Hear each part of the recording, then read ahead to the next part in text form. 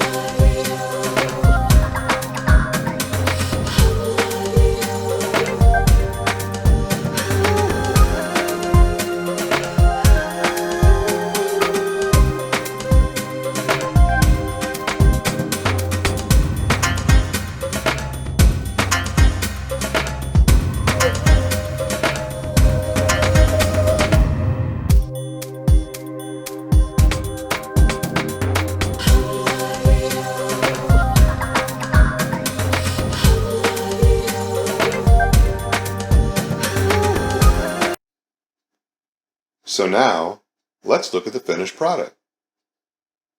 If you're an outdoor enthusiast, then you know there are many tools that you need. When fishing, camping, or hunting. Proper clothes, a compass, and a flashlight. These are some of the most basic items you might take. However, one of the most important tools for the outdoors is a knife. In fact, your knife may be the most essential tool you have.